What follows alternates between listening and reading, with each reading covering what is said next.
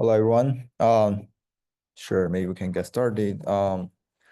Yeah, so like previously we planned for these two topics for two separate classes, but like since we spent like Tuesday class mostly talked about like the project, so for today I just like merge these two topics and and cover both. So this class might be a little bit tense, but I'll try to cover all of the contents here. But feel free to stop me if you have any questions. So basically, we'll first talk about the evaluation of NLP task and the language modeling. And secondly, we'll talk about like the multimodal LLMs. I think for the evaluation topics, we partially covered some of the benchmarks or data sets or evaluation task in separate topics. For example, like when talking about the math and coding, we also like cover some widely adopted math and code data sets like human eval and BPP for code, and GSMK and math for the math reading, right? And so we won't cover those kind of tasks or data sets in this class, but instead we will cover some more general task or cover some other NLP tasks. So so firstly, why we need like building the evaluation or the benchmarks? There are major three reasons. The first one is definitely will be very straightforward, right? We need because when we build some AI models or when we build some NLP models, we need some evaluation stat to tell us whether our models really perform good or bad, right? So the performance measurement is definitely the most straightforward reason. And when we develop benchmark, we really need to develop like different kinds of metrics, right? And we can just use those kind of metrics to, um, assess how well models perform on specific tasks. And building standards benchmarks could also help us to like doing more fair comparison, right? Because like we really want to either compare with our previous version of the models, or we need to compare with other baselines, right? And if we have a standards benchmark, we would basically we can just compare all of the models on this kind of benchmark and to see which models perform better. And secondly, and thirdly, right, we need the good evaluation benchmark to get the model development. Because if we don't have like good benchmarks, we never know like on what kind of scenarios our models do not perform good. So we need something to get like the future model development. Actually, building the AI evaluations or building different kinds of benchmarks for different tasks has a very long history. It just started when people building models. So for example, in the classic era when we just develop a very small scale machine learning models or some very task specific models at that time, we like also build a very small scale task specific benchmarks. Even though it like we mostly like cover NLP in this class, but I'll just briefly mention also some other general AI benchmarks. So for example, the MNIST, right? I'm not sure whether you have tried that data set before, but it's kind of a very well-known machine learning data set, which basically just like let you to classify or doing the digital recognition for image classification task. And for the NLP, we have the tree bank or pen tree bank. Basically, it's a kind of very earlier efforts for synthetic parsing in NLP. It's kind of well known. And for the speech recognition, there was data set called Switchboard, basically just do the speech recognition task. And when we move to the deep learning era, um, since we since for training we build a larger and larger scale training set, and for evaluation we also want to scale up a little bit more. Um, so for example, we have ImageNet, which is kind of a well adopted and well-known image classification task. And basically there are like hundreds of classes or even more, and you could just like doing like image recognition or image classification like when you build some deep neural networks. And there are also famous data sets called COCO. It's also kind of related to the multimodal topics we are going to talk about. But Coco is a very comprehensive, which cover like different kinds of vision tasks, like object detection, segmentation, and captioning. And in terms of NLP, so like in 2016, um, like people develop Stanford people develop a very famous question answering data set, which is called SCORE. And later on in 2018, they develop an upgrade version, which is called SCORE 2.0, which basically both are like for machine reading comprehension and question answering. And we'll just cover more details in the next few slides. And also glue and super glue are more like people just, um, have collected like different bunch of NLP tasks and then form a like a new benchmark called the like general language understanding evaluation, something like that. And super glue is a more robust and more challenging version of glue. And we'll also cover more in the next few slides. And when moving to the foundation model Euro, when we like doing like larger scale pre-training and cover, more data and more subjects. So we also like expect our model to like, handle like very general tasks. And also we build very holistic evaluation. And also, for more recently, people also add multimodal component into the foundation model. So we also want to like have some stats for the multimodal evaluation as well. So for example, we will cover massive multi-subject language understanding, which basically testing the factual knowledge and reasoning capability across diverse fields. And also we'll cover Big Bench, which is kind of a broad benchmark for reasoning word knowledge and creativity. And for the multimodal, we'll cover briefly talk about the MMMU, which is kind of a complex reasoning multimodal question in multiple subjects. Um, so firstly, for the question answering scenario, we'll briefly talk about the score. Um, when we ask a model to answer some question, a straightforward way is just, find some reliable source, right? And then, let the model to like do the kind of reading comprehension based on your passage. So score is such a kind data set where basically, the input is just a single query plus a passage, which, we could just extract the answer from the passage. So for example, in the first case, we just like needs to extract the William the conqueror from the passage, which is the highlighting green, right? And then we just compare the prediction with the ground truth to calculate some metric called exact match or EM or F1. I will just cover in the next slides. And also compare with score 1.0 or score 1.1. Score 2.0 like introduce the unanswerable question where basically, there maybe some question is not answerable based on the current passage. So we need to, instead of letting the model directly extract some strings from the passage, the model needs to like generate a special token called a no answer, something like that. There's also another kind of well-known question answering data set, which is called Trivia QA. It contains 95,000 question answering pairs, which is collected by trivia authors. There's a lot of trivia question online, right? And then they independently gathered evidence documents, and based on documents, like the model is expected to, answer this kind of trivia question. Compare with Squad, it has relatively complex and compositional question. For example, for some question, it needs to require the model to do the reasoning across sentences in order to find answers.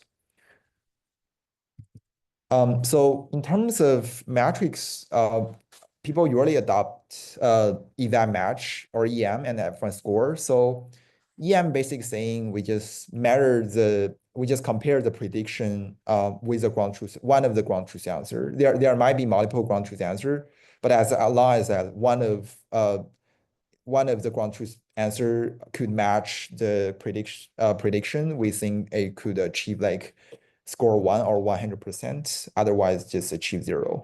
So then, after we just calculate all of the EM score over all of the question, we just do the average. So that is EM.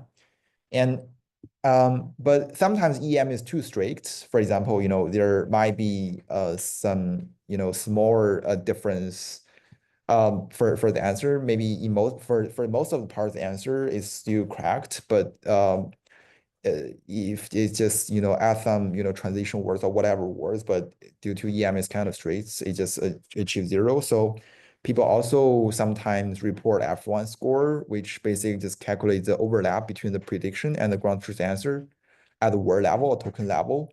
So basically just first normalize all of the answers, remove the punctuations, for example, and then do the kind of like tokenization over the ground truth answer and the prediction, and then compare the overlap between the prediction and the ground truth answer. And it consider both precision and recall, and finally like calculate the F1. And then like we will also briefly like talk about some other very like well adopted data sets. For example, in machine translation, there's workshop called like WMT, or workshop on machine translation, and almost every year they have like a new version of like WMT corpus. For example, in last year WMT, they have a new version of machine translation evaluation data sets, and like in this version, they just highlight some important words and also some random words for people. When you do the machine translation, you also need to like pay more attention to such kind of words, so that the compare the add such kind of thing during the evaluation. And for the summarization, people usually like adopt several data sets. Like two of whether W. One is called the XSUM, and the other one is called CN or Daily Mail. Both of them are like compiled from the like some online news websites. For example, like the CN and Daily Mail just compiled from the CN Daily Mail. So yeah, and basically the model needs to generate a short summary based on the long document. And for both machine translation and summarization, to some extent, they share the similar evaluation metrics. Though maybe for the machine translation, people more prefer to report blue or character F score, while for the summarization, people more like to report ROJ or ROJ-L and tier. So, but basically, all of these metrics here just for the first four, they calculate the overlap of n-grams between the machine-generated answer and the ground truth or reference solutions. So for example, for the translation, we just calculate the n-grams between the machine-translated output and one or more reference translations. And ROJ also like calculates such kind of overlaps, but more favorably recall. And ROJ-L just basically means we just measure the longest common subsequence. Meteor accounts for stemming and synonyms, offering some flexibility than blue. And like char F or character F score is just doing like character level n-grams instead of word gram. Yeah, and we also have some embedding based metrics or similarity based metric. Basically, instead of directly calculating the word level or like character level n-grams, we use embedding models like BERT to calculate to extract the representation of the prediction and the ground truth answer. And then we just calculate the semantic similarity between the prediction and the references. Okay, so then like we're just gonna talk about like some general language understanding evaluation, which is called GLUE. So all of the data sets we just talked about were mainly developed for a specific task. But since like in 2018 we have like such kind of BERT pre-training models, we we expect our models, to kind of do like multiple tasks. So we also want to develop, more general or more comprehensive language understanding evaluation suits. So at that time, people just compile this glue benchmark, which contains, a few different language understanding tasks. So for example, they have some text classification task like SST2, which is basically a sentiment classification where you just input a review and you classify whether it's positive or negative.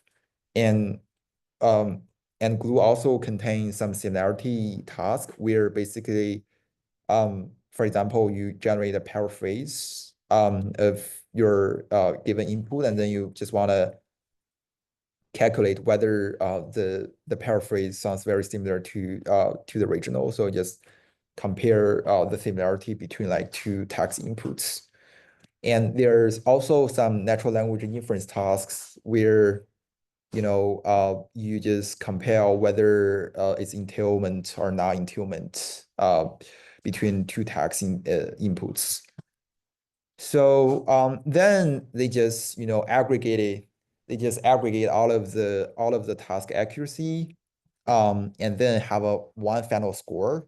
So then in that sense, they could just compare all of the models across like different tasks and found like get an overall score. And we just know like on what kind of task the model get an overall better score. Um, but later on, people just found like models could quickly saturate on glue. So in the next year, in 2019, the same team develop this kind of more challenged version, which is called the super glue.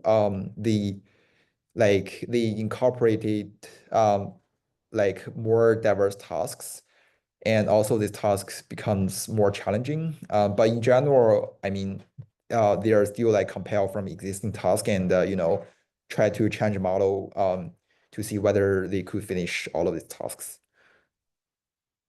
Um, and then we move to the foundation model era.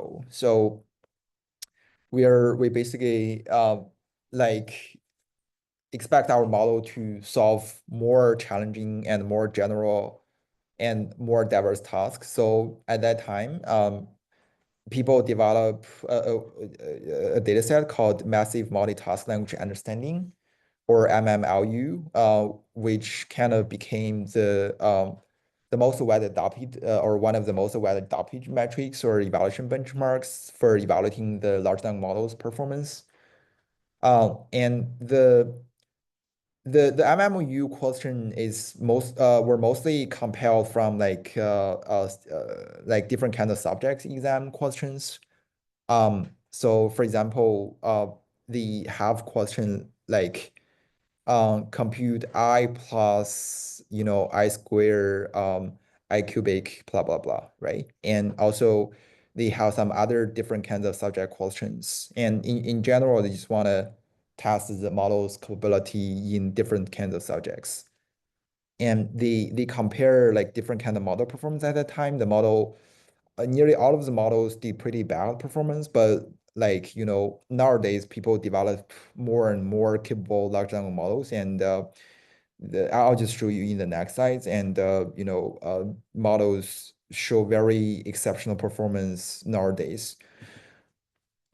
Yeah, so they basically have like 57 tasks in different kind of subjects. And for example, I'm not sure whether you could see clearly, but for the super category, they have this kind of STEM, other social science, as well as humanities, and so on and so forth. So they cover very relevant topics and subjects in the tasks in this data set.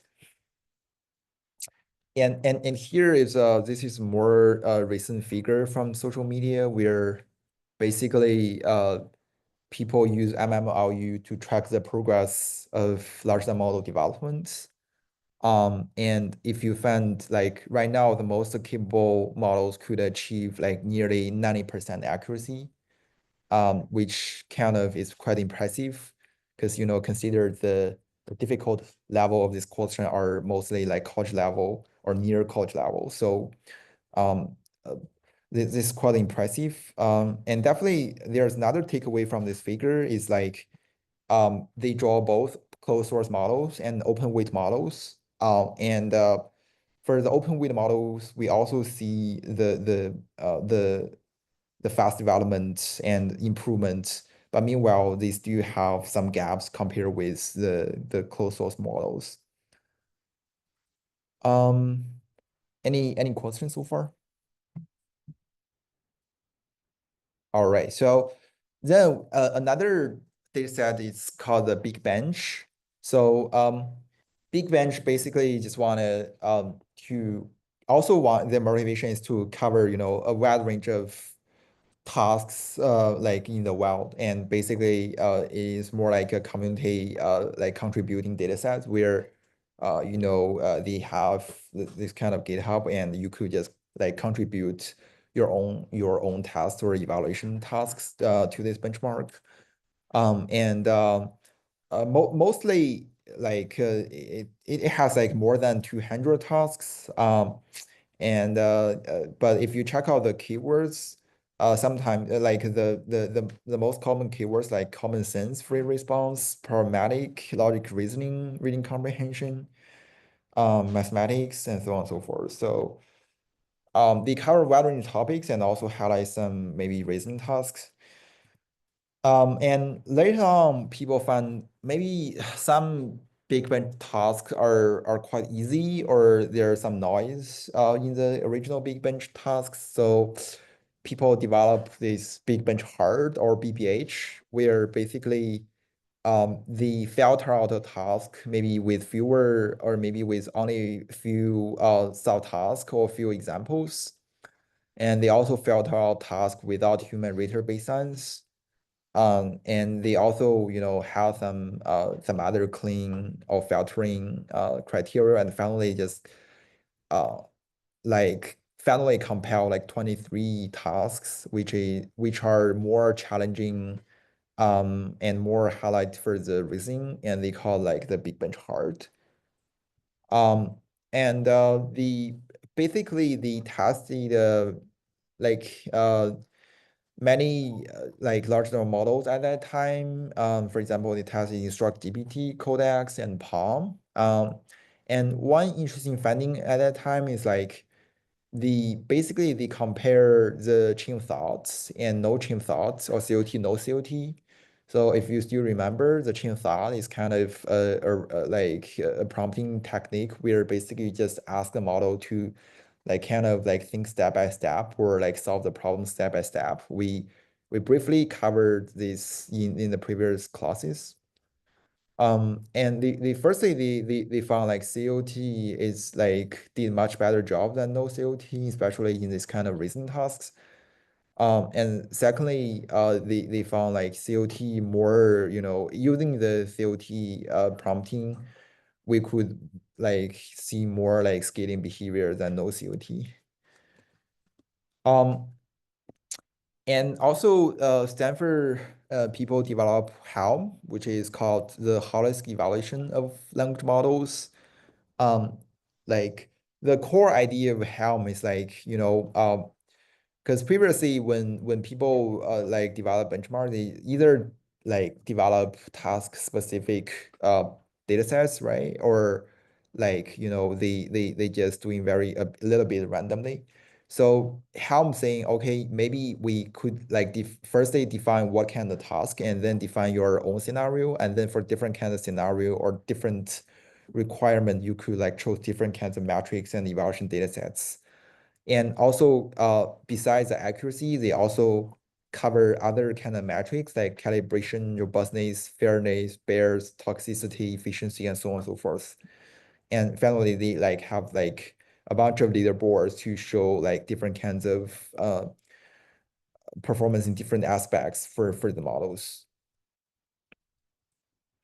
Um, so all of the benchmarks we just introduce or just based is firstly they're static, which basically means we like human annotators just annotate this kind of tasks, and then um, we don't change the task size. And secondly, is more like some ground truth based task where you always have some reference there, and you just need to compare your model prediction with the human annotated answers. But in the reality, maybe people ask more diverse queries, right? And sometimes there are no ground truth answer to your queries. So in that scenario, and also like how could like evaluate our models on more dynamic and real scenarios? So there's kind of a widely adopted or well-known benchmark, which is called the chatbot arena, where basically they just ask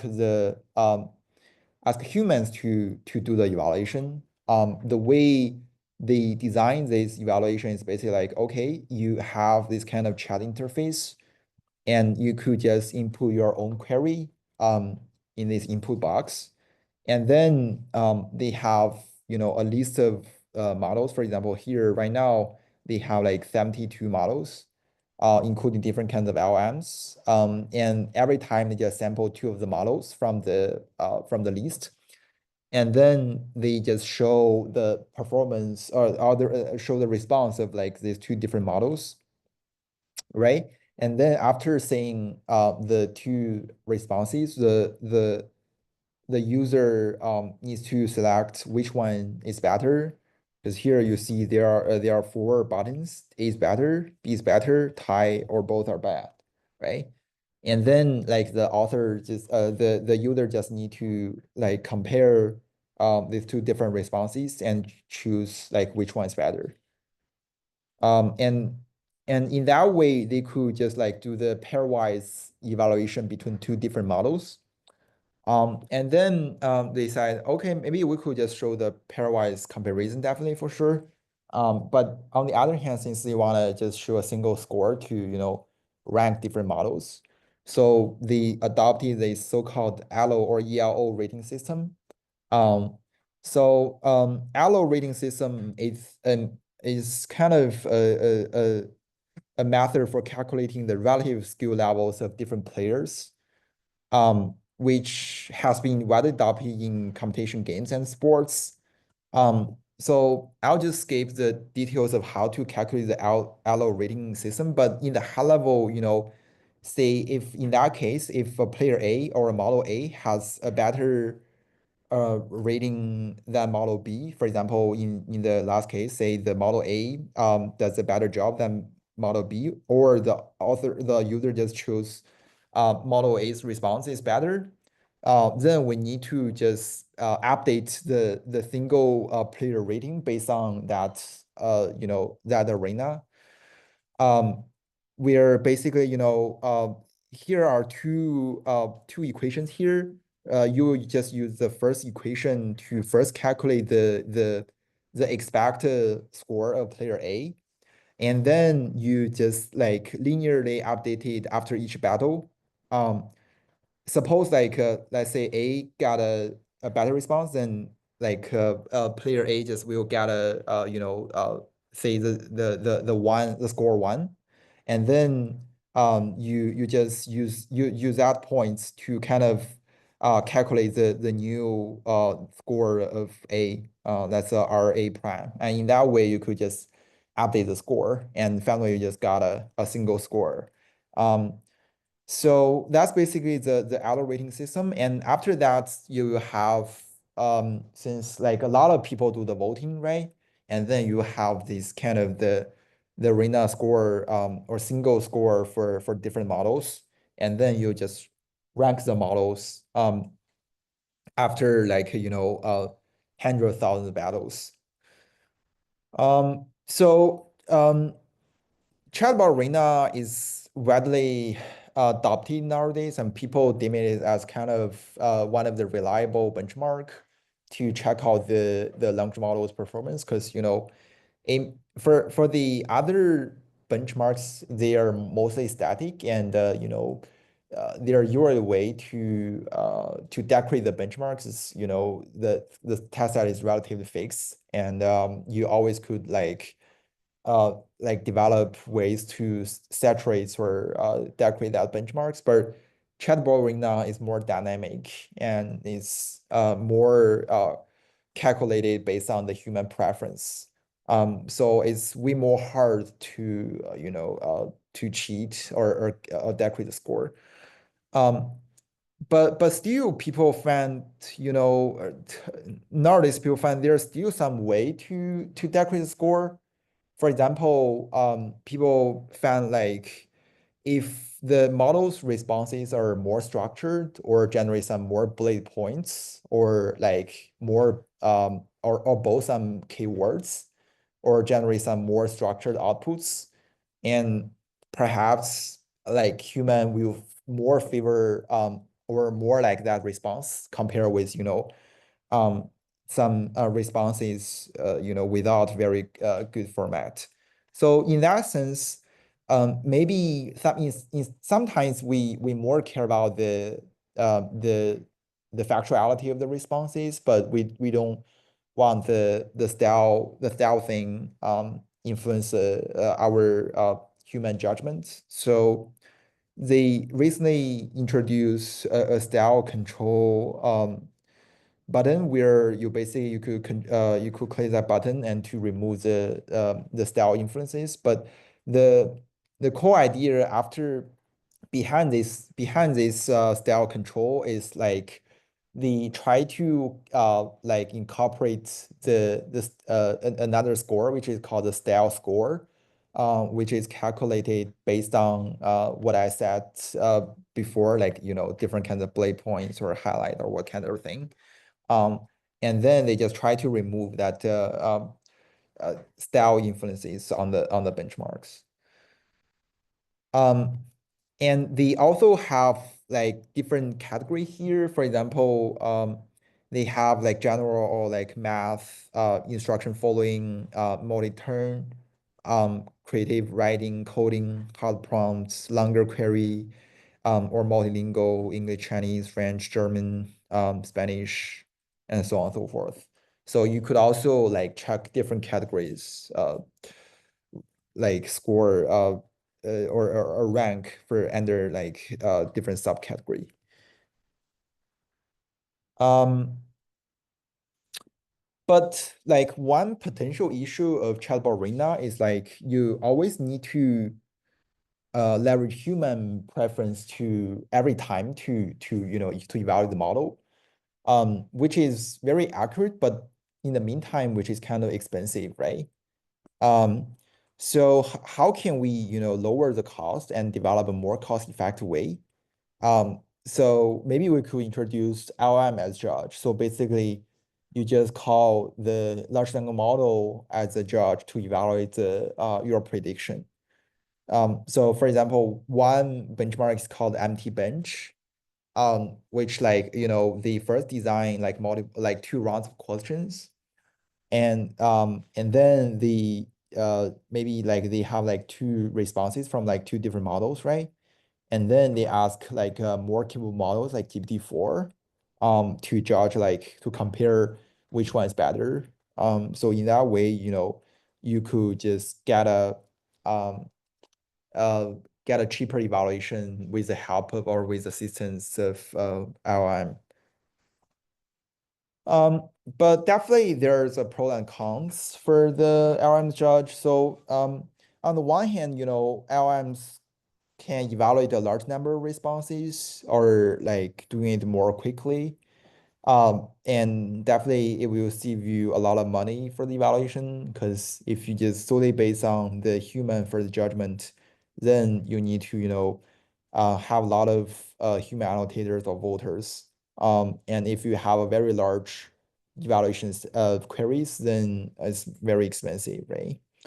And also LMs can be more flexible because in some scenarios, maybe you could even fine-tune your large language model to be a better evaluator for your own scenarios. But on the other hand, the LMs may misinterpret, or have wrong judgments especially, for some long tail queries, maybe the models do not have much knowledge about that domain, then perhaps the model do not have a very good sense whether it is correct or not. And also it's kind of vulnerable to manipulation, since there are some adversary prompts or like sometimes not very robust to evaluation prompts, which kind of may lead to biased evaluation. And also, like I said, sometimes the models has like limited understanding about some details, or nuance. And in that sense, the models will not have very accurate evaluation. So yeah, these are just pros and cons for LM judge. It's still like a kind of open question. Besides that, there are still many open questions for the LM evaluation. So for example, how can we speed and scale up evaluation while maintaining the evaluation accuracy?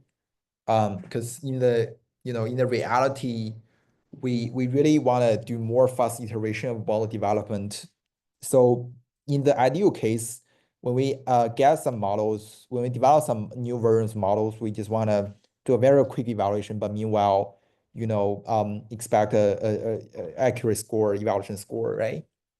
Um, and and secondly, since we know human preference is very accurate, so how can we more efficiently or cost effectively approximate human preference is also an open question. Definitely you could use LMs as judge, but on the other hand, like we also discussed in the previous slide, right? There's also some limitations or issues when we like do the LMs judge. Um, and also more recently, people found there's kind of some mismatch between the human preference and task accuracy on standard benchmarks. Um, so model developers on the one hand want to have a better human preference score because they just want to have a better user interaction experience in the wild. But on the other hand, they recently just found like, if the they further improve the human preference score, they will observe a little bit drop on the task accuracy on standard benchmarks. So it's still kind of unclear why there's negative correlation between these two. And fourthly, how to construct benchmarks that are in a more dynamic fashion. It's kind of related to the second one. We just want to, kind of develop like traditional benchmarks are more like in a dynamic fashion so that, the model do not saturate or it kind of makes the model it's a little bit hard for to degrade.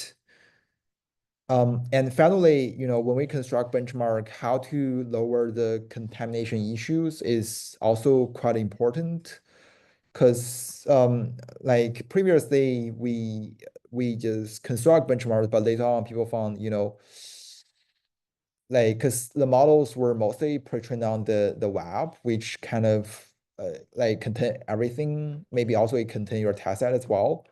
So how can you construct some evaluation samples that are not in your training set so that you could better test the model? It's a kind of open question. Yeah, so in general, arms evaluation is a very hot topic nowadays. And on the other hand, like there are still a lot of questions, research questions to solve. Yeah. Um, okay, so I'll just pause it over here to take any question if you have before we move to the multimodal part.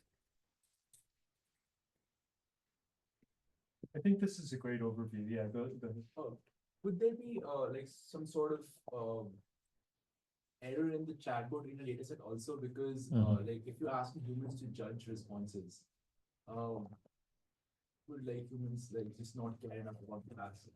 Right. So the question is whether there are also errors judged by humans in the chatbot arena. The answer is yes. And this is kind of a very important issue actually, because when sometimes humans are a little bit blunt. Like, when you vote, when you try to compare like two different responses, sometimes humans don't know why they choose A. Maybe they just favor of, the styles more, or they just find, A is, in a better look or what kind of way. But sometimes they don't have like a very strict or good evaluation criteria. Maybe, or sometimes there are also some randomness here. So how can we like, let the human evaluators have better judgment, or can we develop evaluation criteria for the human judgment? It's also an open question. One potential way chatbot arena people try to solve this issue is like after they try to add a comment section under the vote, so under the which one is better. But people like do not like often read the comments in that part. So maybe they add that one, but no one like respond to that. So but in general, I think it's a very important but open issue to solve. Yeah, one thing is there's kind of a term that was coined for this by the people who are paying attention to AGI style concerns, like AI is getting better and better, and it's called scalable oversight. With the idea being that like as AI systems get better, the mistakes they're going to make are more nuanced. And so if you want to look up things in that general direction, I think it's interesting. One thing I can tell you is that if you really care about the task, you'll do a good job evaluating it. So it's kind of hard in the chatbot arena where people don't really care. They're just like playing around with it. And they might care a little bit more. The people who care the least are the MTurk people, because MTurk people want to do it as quickly as possible without getting a bad rating or without like somehow adversely, affecting their, adversely affecting their rating. So like, I think the best possible thing is to have real users of the system who will complain to you or like something like this, but that's obviously hard in academic settings. So how do you get there? Another thing is to have a real ground truth. So if you can get something with a real ground truth, you can do that, but that's not particularly like conducive to dynamic benchmarking or human included benchmarking or other stuff. So it's a really, really tricky problem. I don't think there's an easy solution. Yes. You like get a single metric out of different tasks in the glue or super glue, because not everything is accuracy, right? So the question is like, how can we get a single metric for the glue and super glue? I think they just simply like do the average across the metrics, even though sometimes maybe the metrics is not exactly the accuracy, but I think they just do the simple average over all of the tasks. Yeah. Any other questions? Okay, then we'll just move to the multimodal part.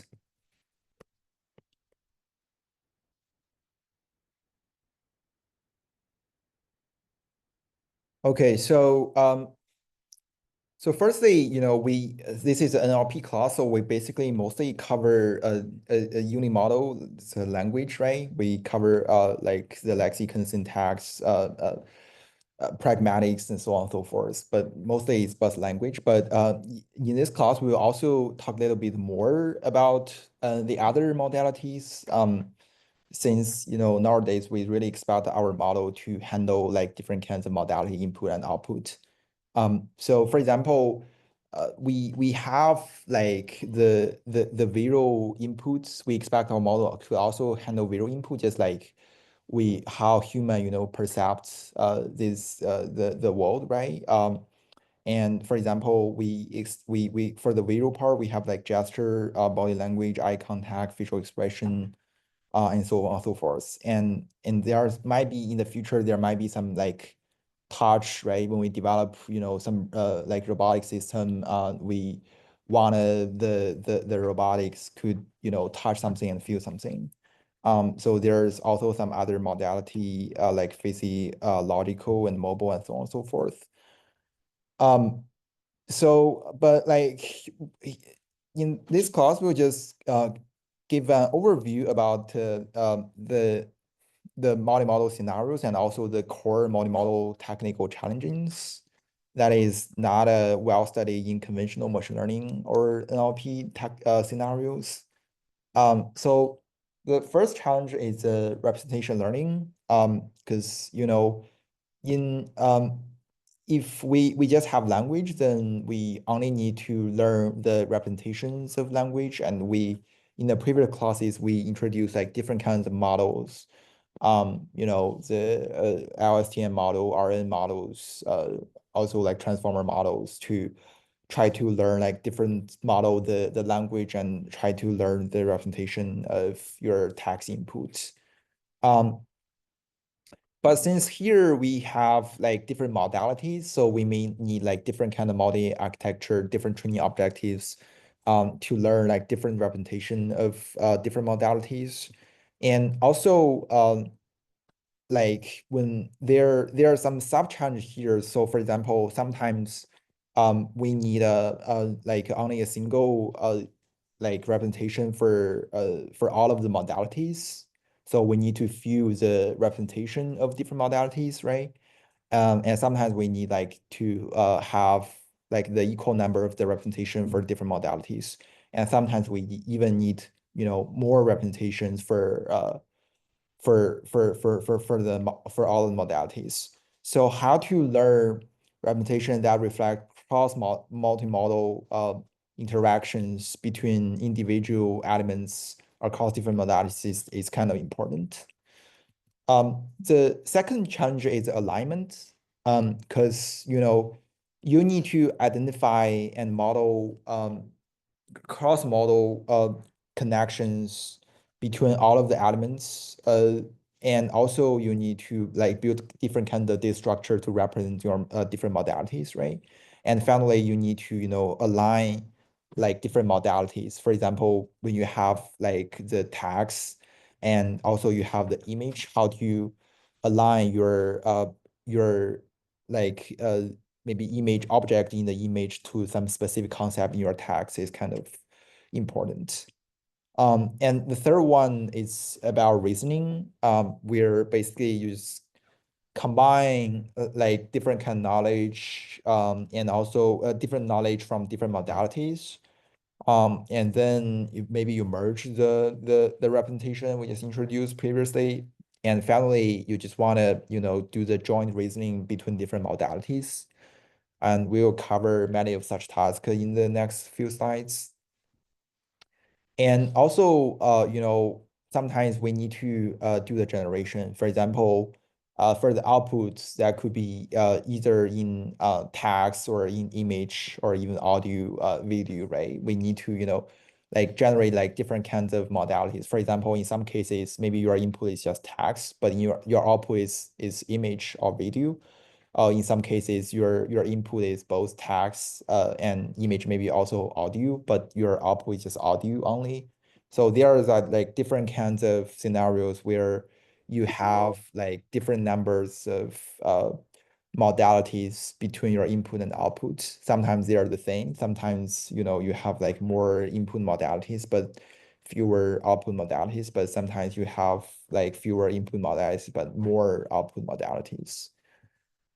And here I also give you some overview of some typical multimodal tasks. So, for example, the first one is like say the captioning, or like you just describe the image, right? So, for example, when you have image, you always want to generate a caption for the image. And that could describe like the objects in the image and what is happening in the image, right? And a kind of web adopted is called the MS Coco or Microsoft Coco. The code is that it's also further used, by other vision tasks as well, like image segmentation, grounding, or whatever tasks, and many tasks. And also you could do the QA task, right? But here it's more like the visual question answering, where basically given an image and question, you just answer this question, right? For example, in this case, it's just about like how many slices of pizza do we have based on the image, and the model expect to answer a single number of it. And also the input could be a video, right? You could just, like train a model to answer the question based on the video.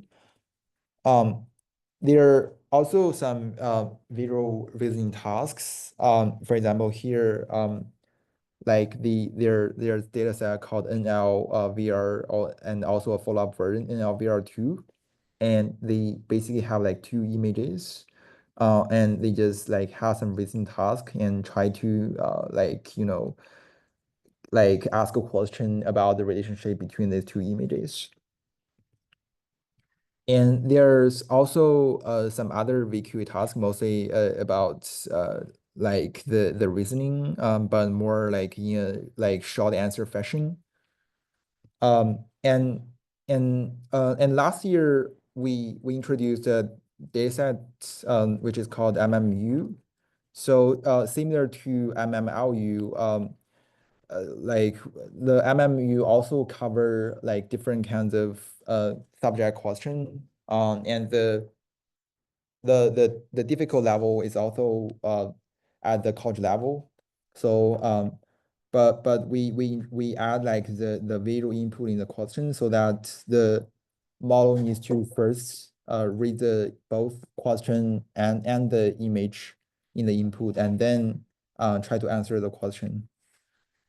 And there's also data sets, for example, like in a more like first person vision, or sometimes called like egocentric. So basically, like people just record what is happening in the first person vision.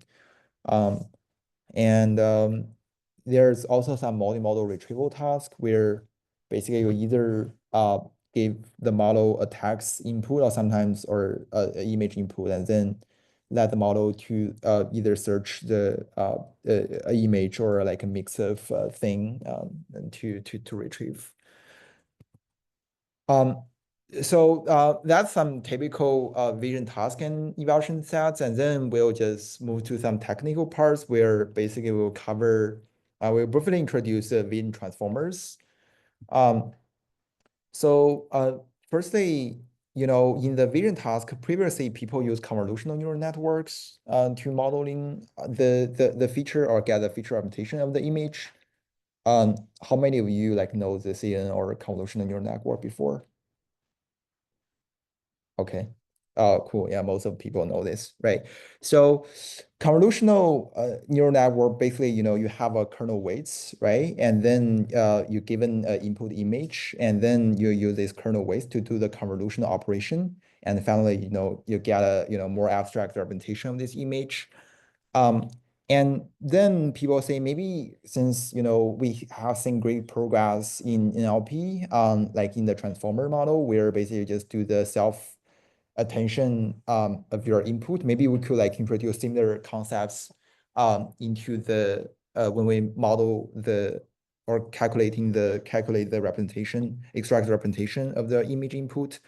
So basically here, you also have the key query key and value matrices, and then you just like do similar operation for the image, and then finally just calculate the self attention for this. And one of the example is the vision transformer, right? So vision transformer basically is like, okay, so here we got an image, right? So the first thing is like we just split this image into like different small patches, and then we just flatten the image patches into a more like linear input or something. And for each patch, it's really like a 16 by 16 pixels. And then we just have some linear projection of flattened patches. And then we add some position embeddings similar to the text input as well. And finally, we just feed all of the things into a standard transformer encoder, like similar to the text. And in that way, we could just, use the transformer models to do the self-attention, like between like different kind of patches of the images, right? Because we just flatten them and do the linear projection, and all of those things like become standard as the tags. And at that time, it's kind of similar to birth scenario, right? You just basically have another MLP hat where you could help you to fine tune this VIT to do the text classification task. And then they've shown like using the VIT transformers, they compare with very wide adopted architecture like ResNet, right? And then they show, okay, firstly, we observe like similar phenomenon like the scaling behavior, like what we observe in text, where basically when you have a larger VIT models, you will observe like better ImageNet accuracy in the classification task.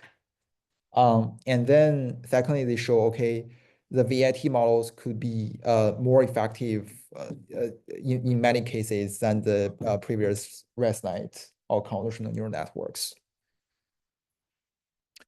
And then people try to also try to like, get some intuition or like do similar things to do the pre-training at BERT. So it's called a bait.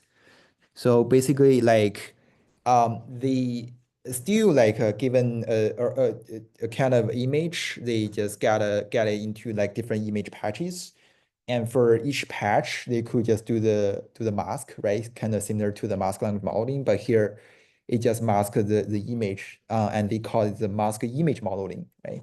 And then they try to predict the mask image patch here. But one different thing from language modeling is like for the image input is not just in a discrete token.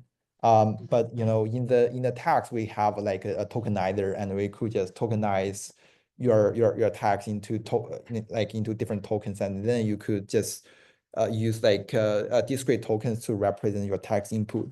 But here, since your image is you cannot like do it directly into the discrete visual tokens, so they train a tokenizer where basically the high level idea is like, given this image, you just convert it into some discrete tokens, and then you try to reconstruct the discrete tokens, reconstruct the image based on discrete tokens, and then you calculate the loss between your reconstruct image and your original image.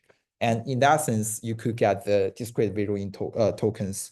And after training this kind of tokenizer, and you could just apply this tokenizer on your data set and to convert an image into like different like discrete visual tokens, right? For a single image patch, it just could be represented as a single visual tokens. And then all of the standard will become the same as the BERT pre-training. We are basically just maybe mask 15% of the visual tokens here, and then you try to predict the index of your mask tokens. And another kind of widely adopted techniques is called CLIP. So CLIP pre-training basically say, okay, suppose like we want to model like both like text and image in your input, right? And then a direct way is just like we just like calculate. Direct way is like we just directly given this image, we predict your text input, right? But here they choose a more effective training strategy where they just doing the contrastive pre-training or like using a contrastive loss to pre-train the text encoder and image encoder. We are basically, for example, say in a batch, you have like 128 images and also 128 associated tags. And then you use your image encoder and text encoder to independently encode your text input and the image input. And then you just like calculate the similarity between your text input and image input, right? And then you calculate the similarity. And since you have the ground truth, right, you know which image match the text, then you could just calculate the cross entropy loss for the for the training, right? So this is kind of a pseudo code for the pre-training, where, for example, firstly you have like image encoder and text encoder to convert their image I and text input T into like different representations. And then you will like do some, transformations and normalization and get the embeddings. And then you just calculate the cosine similarities between like two vectors. In the real case, you just like using two matrices, right? And finally, you just calculate the loss, the cross entropy loss between your two vectors, like your image and your text. And here they just like do the row wise and the column wise, and then do the average to kind of avoid some biases when calculating the similarity. But yeah, that's basically, it's very simple and very straightforward, but people found it's pretty impressive and pretty effective, especially when doing this kind of clay pre-training. Like people found like if you have a relatively larger batch size will kind of lead to better performance because you have maybe more negative samples in your single batch.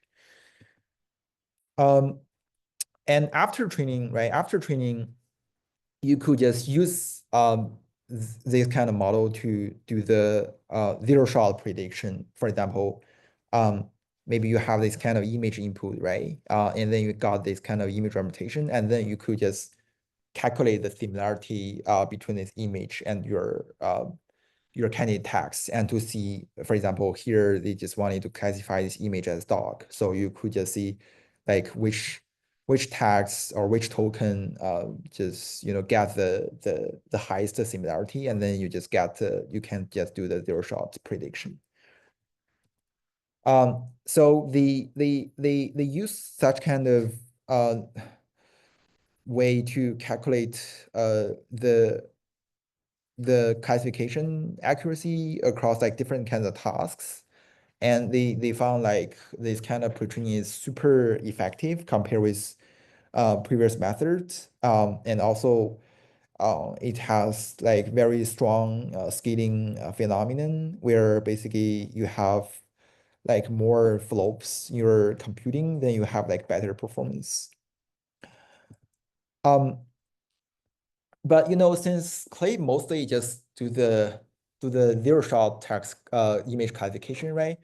But we expect our model, to really can generate some language outputs, right? Maybe generate a long caption or like do a more detailed visual question answering. So intuitive solution is like, can we pair a clip model, maybe an image encoder with a large language model? Because for the text large language model, we really have very natural and very detailed text description, and it's very easily, right? So in that sense, can we just maybe project the image input or image representation from your image encoder to the language space, and then you could just use your language model to generate more fluent responses, right? So that's how Bleep 2 model did, where basically they have a module which is called QFormer. You could deem it as kind of like a querying transformer module, where they just transform your representation from your image encoder to the text space. So it's not really like transforming into a real text token, but kind of it projects your image input to your language model space. And in that sense, maybe during the training, they could just fix the parameter of the image encoder and large language model, but only tune the QFormer. And the assumption here is like, since during the clip pre-training and also the large language model pre-training, we already got a very good image encoder and large language model. So we don't need to further tune this kind of parameters, but instead we just need a kind of alignment module. And then as long as we could do a very good projection, and then we could, just let the larger model to understand our visual input. And a similar concurrent work or similar work is Lava, but Lava adopted kind of a simpler projection way. So instead of like using a relatively complex Q-former module, they just use this very simple projection matrix W here, or just maybe two-layer MLP or something like that, and basically just simply project the image in the language space, and so that they could align your vision input and language input, and then finally just fit all of the thing into the language model for the autoregressive generation. And a potential question here is like, how can we construct such a kind of training data to train the Lava model, right? So a lot of people like construct such kind of instruction tuning data by leveraging the power of language model. For example, previously there are some data sets, maybe Coco caption or whatever data sets. As long as they have some text annotations, and then they could just leverage language model just solely based on the text description to generate some question, and then they could also generate the answer based on maybe the caption. And also there are some say the bounding box inputs, maybe it's just in like represented by like 4 value or coordinates, and then it just asks the language model to generate relatively like complex reasoning question, maybe compare like the position of like different objects or something like that. And in that sense, they could just using such kind of very simple way to create multimodal instructions. And then they could just fine tune the Lava model based on the constructed instruction in that regard. Any questions so far?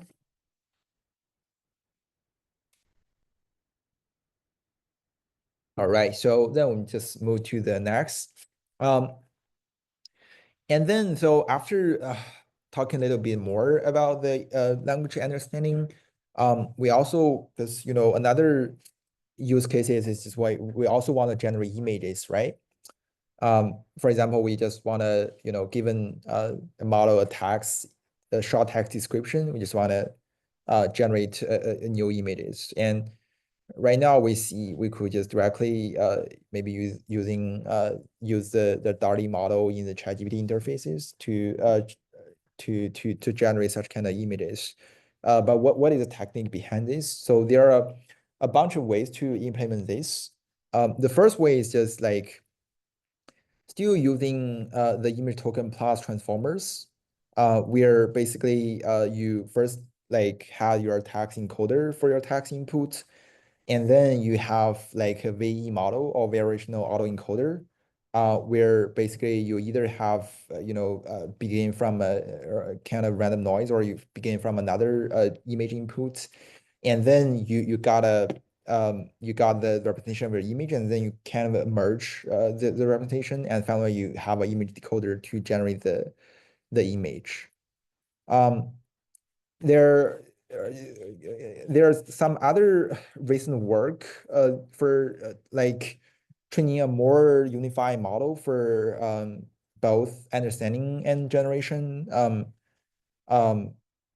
For example, so like in more recently, Meta people develop this serious work where basically, for example, in the left subfigure, they have like mixed model pre-training, where like I said, the first pre-train an image tokenizer, and then they kind of tokenize the image into district tokens, and then they merge with the text prompts, and then they do all of the training in a more autoregressive way, just like predict the next token, whether it's text or image token, right? And in the right figure, they could even generate the image as well, because since all of things are just in district tokens, So they could just based on the district token to either generate the text or generate the image, right?